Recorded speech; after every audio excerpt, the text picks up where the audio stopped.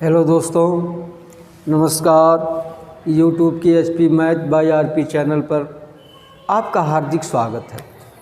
आज हम लोग 8वीं कक्षा के क्षेत्रमिति के अंतर्गत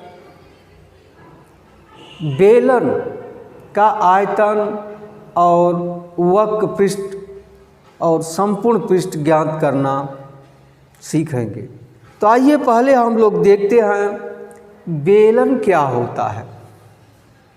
हम लोग घर पर तमाम वस्तुएं देखते होंगे। देखिए यह डिब्बा है, देखिए इसकी आकृति कैसी है। देखिए ये गोलाकार है और नीचे ऊपर देखिए क्या है, वृत्ताकार है। देख रहे हैं ना आप, घर पर डिब्बे को देखे होंगे। और देखिए ये डिब्बा है, दिखाई दे रहा है, ये डिब्बा है। यह भी देखिए नीचे ऊपर कैसा है, वृत्त के आकार का है, वृत्ताकार है और ये वक्राकार है।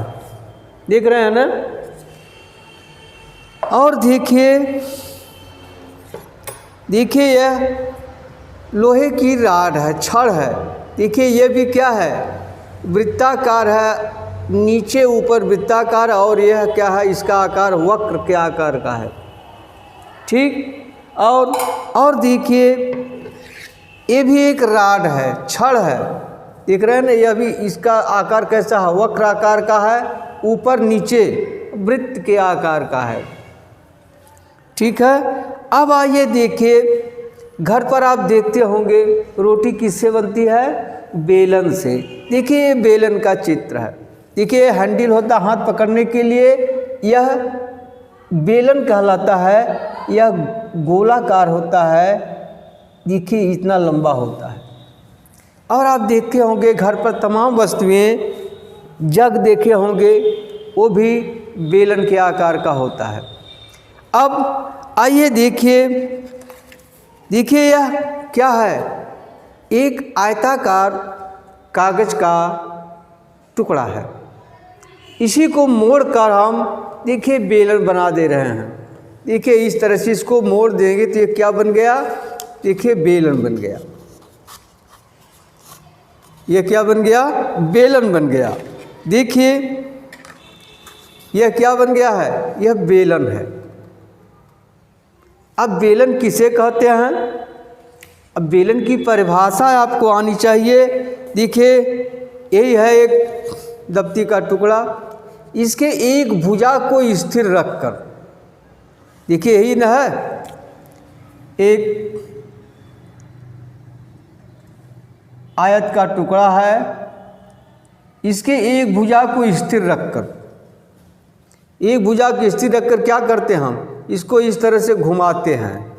घुमाते घुमाते यहाँ आ गया। देखिए पहले यहाँ था, यहाँ आ गया। अब घुमाने के बाद ये घूमते घूमते कहाँ आ गया, यहाँ आ गया। तो इसकी आकृति क्या हो जाएगी, इस तरह से। फिर घुमाते घुमाते फिर अपने प्रारंभिक स्थिति में आ गया, तो इसकी आकृति हो जाएगी इस तरह से। बेलन जो आकृति बनेगी वह क्या कहलाएगा, बेलन कहलाएगा। ठीक है। अब ध्यान दीजिए, जो बेलन की एक भुजा है जिसके परितः इसको घुमाया गया है, वह बेलन की ऊंचाई कहलाएगी। ये क्या कहलाएगी, ऊंचाई।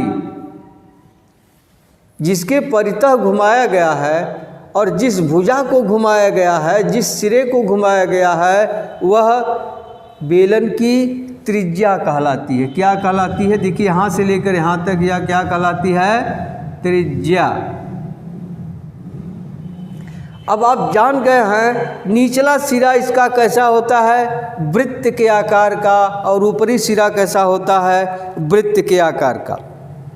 तो वृत्त का केंद्र होगा, तो दोनों केंद्रों को मिलाने वाली रेखा यदि आधार, यानी जो वृत्त का क्षेत्र आधार पर लंब हो, यानी यहाँ कितने अंश का कोण बनाए, 90 अंश का, तो इसे लंब वृत्तीय बेलन कहते हैं। इसे क्या कहते हैं, लंब वृत्तीय बेलन। आइए देखिए, यही है, एक बेलन है, देख रहे हैं ना, कागज मोड़ कर बनाया गया है। इसके केंद्र और इसके केंद्र, दोनों केंद्र से रेखा खींची जाए, इस तल पर वह रेखा लंबवत हो तो वह लंबवृत्तीय बेलन कहलाएगा। देखिए, यह लंबवृत्तीय बेलन नहीं कहा जाएगा, बेलन तो है,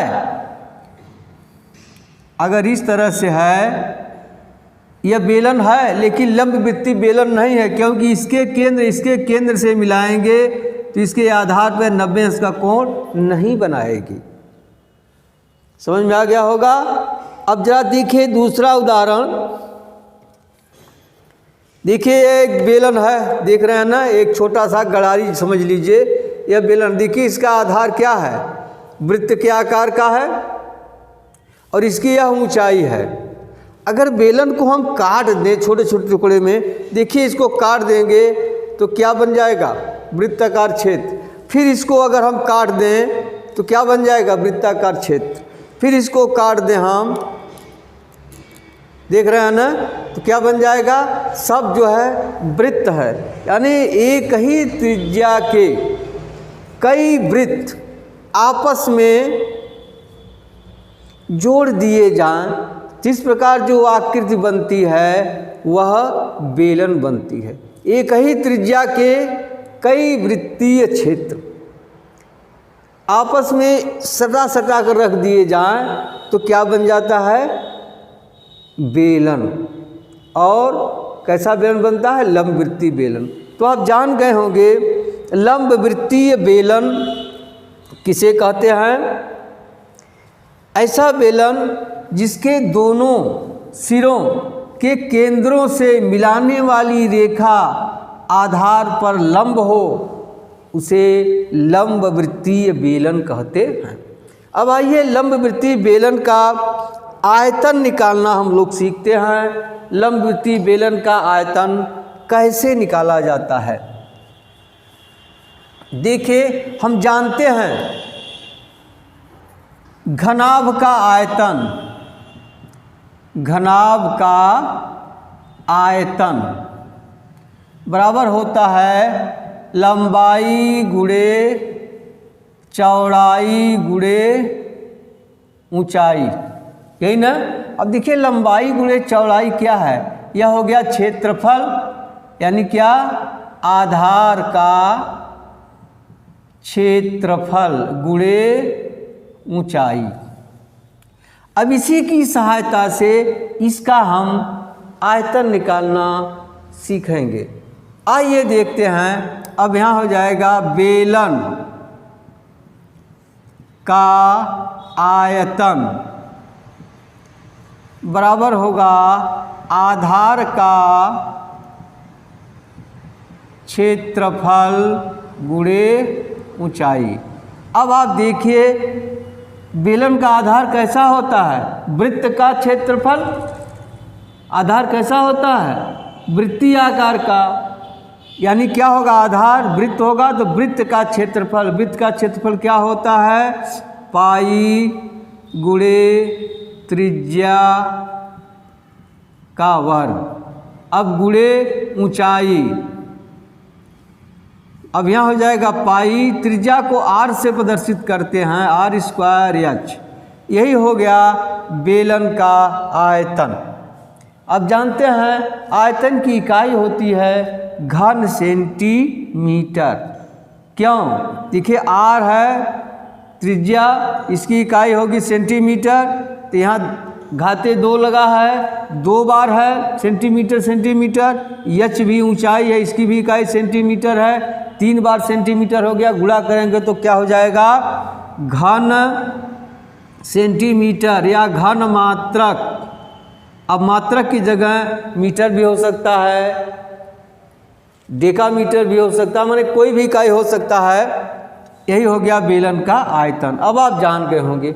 अब आइए देखते हैं बेलन का पृष्ठ, बेलन का पृष्ठ। अब देखिए बेलन में कितने तल हो गए, 2 तल होते हैं, एक होता है वक्र तल और 2 ऊपर नीचे यानी आधार और ऊपरी सिरा कैसा होता है, समतल होता है, लेकिन वृत्तीय आकार का होता है। तब बेलन का संपूर्ण पृष्ठ बराबर क्या हो जाएगा, 2 गुणे आधार का क्षेत्रफल। देखिए आधार और ऊपरी सिरा एक ही नाप के हैं, सर्वांगसम हैं, क्या हो जाएगा 2 गुणे आधार का क्षेत्रफल धन वक्राकार भाग का क्षेत्रफल, वक्राकार भाग का क्षेत्रफल। अब आप देखिए 2 गुणे आधार का क्षेत्रफल, आप जानते हैं आधार क्या है, वृत्त है, वृत्त का क्षेत्रफल क्या होता है, पाई आर स्क्वायर हो गया। अब धन वक्राकार भाग का क्षेत्रफल कैसे निकलेगा, अब जरा आप देखिए, इसी को कागज है, देखिए आयताकार कागज है ना, इसी को मोड़ करके हम बेलन बना दिए हैं। तो जो इसकी ये लंबाई होगी वही वृत्त की परिधि होगी, देख रहे हैं ना, जो इसकी लंबाई होगी बेलन बनाने पर वही वृत्त की परिधि होगी ना। तब यहाँ लिख दें क्या, वृत्त की परिधि, वृत्त की परिधि, देख रहे हैं ना, यह लंबाई हो गई। अब चौड़ाई इसकी ऊंचाई हो जाएगी। आयत का क्षेत्रफल क्या होता है, लंबाई गुणे चौड़ाई, लंबाई परिधि हो गई, चौड़ाई क्या हो गई, ऊंचाई। तो यहाँ लिख देंगे गुणे ऊंचाई। अब लिख दीजिए, यहाँ हो जाएगा 2 पाई आर घाते 2 धन वृत्त की परिधि का सूत्र क्या होता है, 2 पाई आर, यही ना, गुणे ऊंचाई को यच लिख दीजिए। अब देखिए इन दोनों में से 2 पाई आर कॉमन है, 2 पाई आर निकाल दीजिए, तो यहाँ से बचेगा आर प्लस यहाँ से बचेगा एच। अब देखिए पृष्ठ है, क्षेत्रफल है, क्षेत्रफल की इकाई क्या होती है, वर्ग मात्रक। अब जो भी इकाई हो वह लिख दिया जाएगा, ठीक है। अगर आपको बेलन का पृष्ठ निकालना है तो या तो आप इसमें रख कर निकाल लीजिएगा, या आधार का क्षेत्रफल निकाल कर उसमें 2 का गुणा कर दीजिएगा। फिर वक्र पृष्ठ, इसे क्या कहते हैं, बेलन का वक्र पृष्ठ, वक्राकार भेद का क्षेत्रफल, या इसी को कहते हैं वक्र पृष्ठ, ठीक है। अब आपको आ गया होगा। अब आइए एक उदाहरण देखते हैं। एक बेलन है जिसकी लंबाई है 18 सेंटीमीटर और त्रिज्या है 10.5 सेंटीमीटर। तो उस बेलन का आयतन क्या होगा। देखिए एक बेलन है,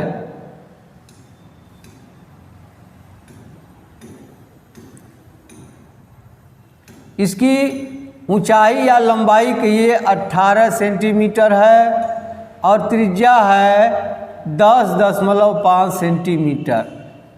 अब इसका आयतन निकालना है और संपूर्ण पृष्ठ निकालना है। तो आयतन के लिए आप सूत्र लिख लीजिए, बेलन का आयतन बराबर क्या है, आधार का क्षेत्रफल, आधार का क्षेत्रफल गुणे ऊंचाई, या आप जानते हैं पाई आर स्क्वायर एच। अब इसी में मान रख देना है। पाई का मान होता है 22/7, आर दिया है 10.5 गुणे 10.5 गुणे 18। अब इसी को हल करना है। अब देखिए काट दीजिए, 7 एकाई 7, 3.7 अब इसी सबका गुणा कर देना, गुणा कर दीजिए 15 का इसमें करिए 15 दूना 30, 15 दूना 30, 3 33 आ गया 33.0 गुणे 10.5 गुणे 18। अब गुणा कर दीजिए 18 तियाँ 54, 18 तियाँ 54 और 5 59 गुणे 10.5। अब गुणा कर दीजिए 594 में 10.5 से गुणा कर 5 चौके 20, 5 9 45, 2 47, 5 5 25, 4 29। यहाँ हो जाएगा 0 1 4 9 5 0 7 9 4 13 9 2 11 1 12 5 1 6 हो गया। यहाँ दशमलव लग जाएगा, क्या आ जाएगा 6237 घन सेंटीमीटर, यही उत्तर हो गया। अब क्या निकालना है, बेलन का संपूर्ण पृष्ठ। तो लिख लीजिए बेलन का संपूर्ण पृष्ठ, या आप चाहे तो अलग अलग निकाल लीजिए। पहले आधार का क्षेत्रफल निकाल लीजिए, फिर वक्र पृष्ठ निकाल लीजिए, दोनों को जोड़ दीजिए, या साथ में निकालिए। क्या होता है 2 पाई r, h प्लस r होता है ना, रख दीजिए, मान हो जाएगा 2 गुणे 22/7 गुणे r बराबर कितना है 10.5 और h बराबर है 18 धन 10.5। अब देखिए कटेगा 7 एकाई 7, 7 पचे 35, अब हो जाएगा 15 दूनी 30 यानी 3 हो जाएगा, 22 तिहाई 66 हो जाएगा, कर दीजिए 66 गुणे, अब इसको जोड़ दीजिए 28.5। अब गुणा कर दीजिए 28.5 में 66 से गुणा, 6 पचे 30, 6 6 48, 3 51, 6 दूनी 12 5 17, फिर 6 पचे 30, 6 6 48, 3 51, 6 दूनी 12 5 17, 0 1 8 8 1 .1 अंक पर क्या आ गया 1881 वर्ग सेंटीमीटर, यही उत्तर हो गया। ठीक है, आइए एक उदाहरण और देखते हैं।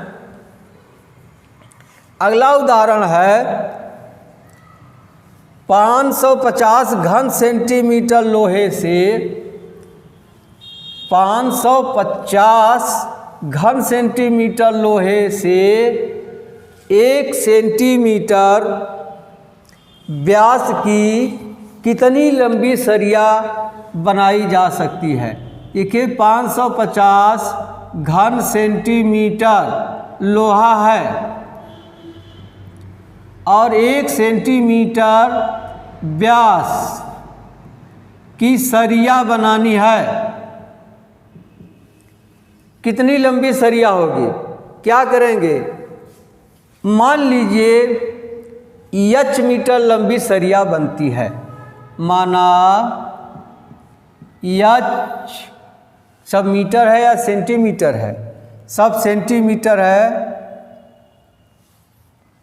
सब सेंटीमीटर माना h सेंटीमीटर लंबी सरिया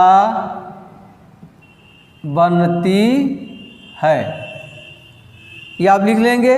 अब यह सेंटीमीटर लंबी सरिया का आयतन, क्या सरिया का आयतन बराबर क्या होता है पाई r स्क्वायर h, एक जाएगा 22/7, r बराबर क्या 1 सेंटीमीटर व्यास है, उसकी त्रिज्या आधी हो जाएगी, लीजिए 1/2 गुणे 1/2 गुणे h तो पता नहीं है। अब इसका कुल कितना आयतन होगा 550, तो आप लिख दीजिए 22/7 गुणे 1/2 गुणे 1/2 गुणे h बराबर हो जाएगा 550। अब देखिए 2 से 1 कट जाएगा 11। अब h बराबर क्या हो जाएगा 550। देखिए 2 नीचे है, यहाँ ऊपर हो जाएगा, 7 नीचे जाकर उधर क्या हो जाएगा ऊपर हो जाएगा, यहाँ 11 ऊपर जाकर नीचे हो जाएगा। अब 11 से गुणा कर भाग दे दीजिए, 11 पचे 55। अब यहाँ क्या हो जाएगा 2 पचे 10, 100 गुणे 7 बराबर हो जाएगा 700 सेंटीमीटर। यानी इसे मीटर में बदल लीजिए। आप जानते हैं 1 मीटर बराबर होता है 100 सेंटीमीटर। क्या 1 मीटर बराबर 100 सेंटीमीटर। तब 700 में 100 से भाग देंगे, क्या आ जाएगा 7 मीटर। अब यही उत्तर हो जाएगा सरिया की लंबाई बराबर 7 मीटर। अब आप समझ में आ गया होगा। इस आयतन एवं संपूर्ण पृष्ठ पर अभ्यास अगली वीडियो में बताई जाएगी। यदि आपको वीडियो अच्छा लगा है तो सब्सक्राइब जरूर कीजिएगा। यदि अच्छा ना लगा हो तो डिसलाइक अवश्य कीजिएगा। अब मिलते हैं अगली वीडियो में, तब तक के लिए धन्यवाद। जय हिंद।